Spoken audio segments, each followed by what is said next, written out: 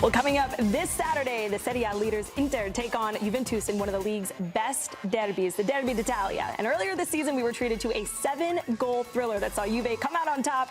So what does this latest edition have in store? Our coverage will begin at 2 p.m. Eastern ahead of 2:45 p.m. kick. And of course, you can watch on Paramount Plus.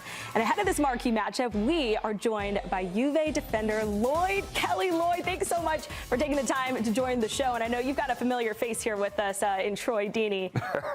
So how does it feel to see this guy? He's normally elbow me in the back of the head. We've come up against each other a few times in the past, actually, and he's always been a good matchup. So it's good to see him. Oh, thank you, bro. Listen, I want to get straight into it. Forget the me and you stuff. You're at Juventus. Obviously, your career has took a crazy turn of events in terms of where you've been in the Premier League and now obviously in the Serie A league. Biggest question for me you have to settle. In this studio, we argue about which is the best league. Is it Serie A? Is it the Premier League? Obviously, you know I'm always going to say the Prem. I want to know what's the subtle differences playing between the two, please. I think for me, it's Serie A. Even before I even come here and I arrived here, I'd say tactically, I would say there's a difference there, and I think for me as a defender, you see Serie A, and that's what stands out from seeing it in the past. It's the defensive mindset. As a defender, you see so many legendary defenders that have passed through Serie A in the past, and I think nowadays the Premier League is, you could say, tempo-wise, is probably up there with the quickest, the strongest, the fastest. But I'd say, yeah, tactically, I'd say Serie A is up there for sure. You mentioned the tactics. How has training been different from everything you experienced over in England coming to Italy? We hear a lot of foreign players saying the training is so tactically intense and different. What have you noticed in those differences? Yeah, I think for me, the managers that I've had since I've arrived here, it's you could say the tactical awareness is probably an area where it's more focused on. But at the same time, the managers that I've had, we've still been working hard and putting in the numbers and the data during the training session. So I don't think it's that much different to what I experienced within the Premier League. It's the amount of running we have to do, the work we do in training and things like that is pretty much the same. But you could say, yeah, the tactical side of the game, there's a lot more analysis on that for sure. One thing that is also the same, whether you're in England or Italy, it's derbies and big matchups, and you've got a big one, the Derby d'Italia, coming up this weekend. How does a week leading up to a big derby matchup compared to other weeks in the season? Does it have a different feel around it? Yeah, I mean, yeah, for sure it has a different feeling about it, not only to the players, but I mean the staff, of course the fans. This game coming up, it's a huge game in the history of Serie A. So of course there's extra attention paid towards this game, but at the same time, I mean, Troy probably knows it. It's you try and go into every game with that same mindset, and that's what we have to do. Of course, it's going to be a difficult game from the home leg we played at the beginning of the season. I think both teams have grew since then in the way they play and where they're at as a team. So, of course, it's going to be an interesting matchup. Now, Lloyd, Juventus is obviously a massive club, not only in Italy, globally. And there's the saying, the shirt is heavy. How have you felt the differences in the heaviness of that Juve shirt since you've arrived in Turin? Yeah. I mean, you put it well, to be honest. When I arrived here, of course, I knew the club.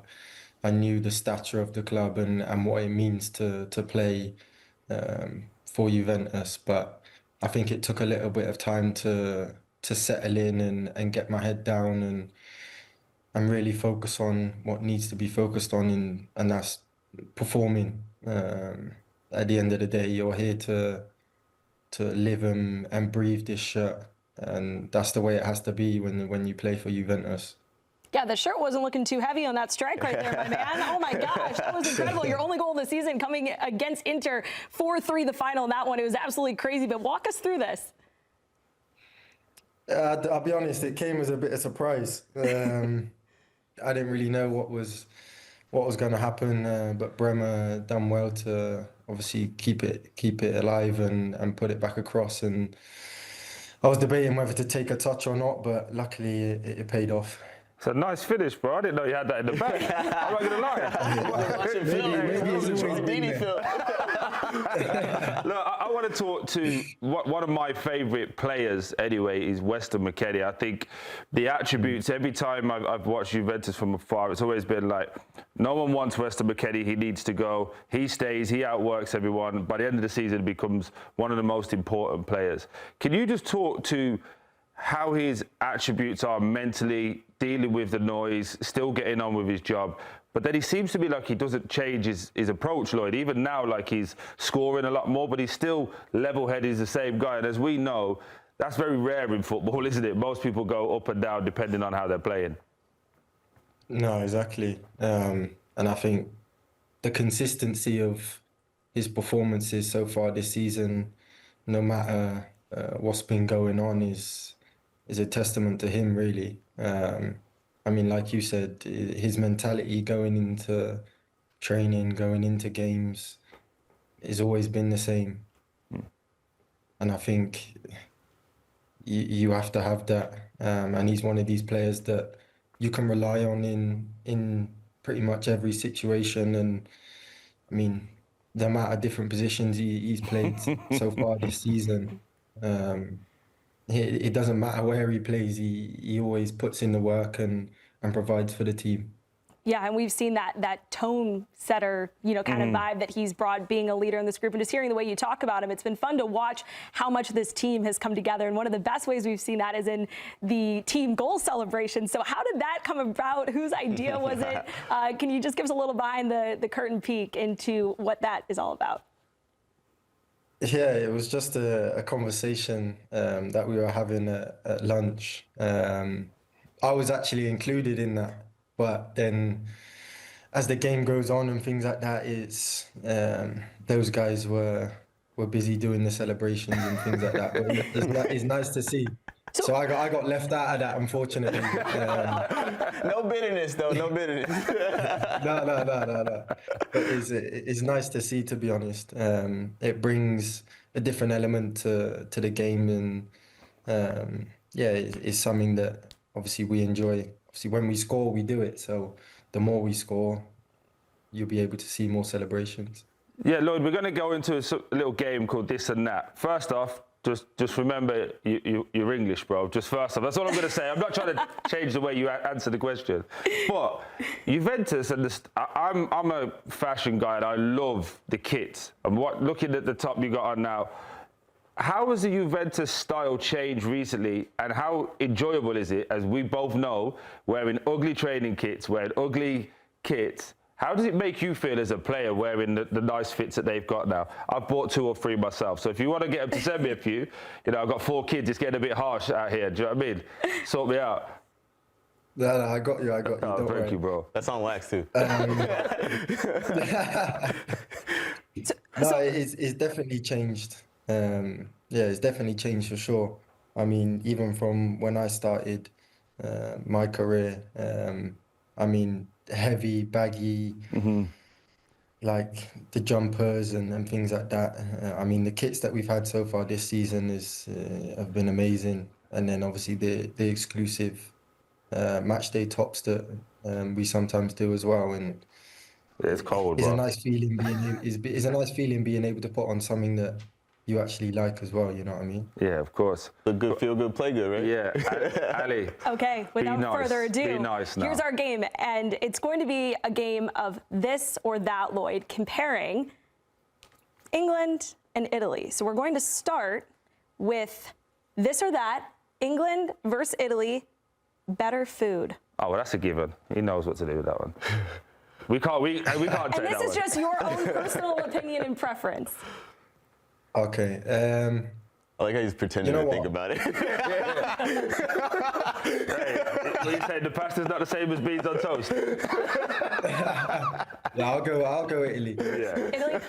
And I have a follow-up on this because, you know, and we hear all the time here from our Italian crew who are always watching closely to make sure we're following all of the Italian cuisine rules. And Jonathan David apparently committed a cardinal sin with the cheese on the seafood pasta. Have you done anything like that? No, I haven't. I think the worst I've done was when I first arrived. I tried to put a piece of chicken on top of the pasta.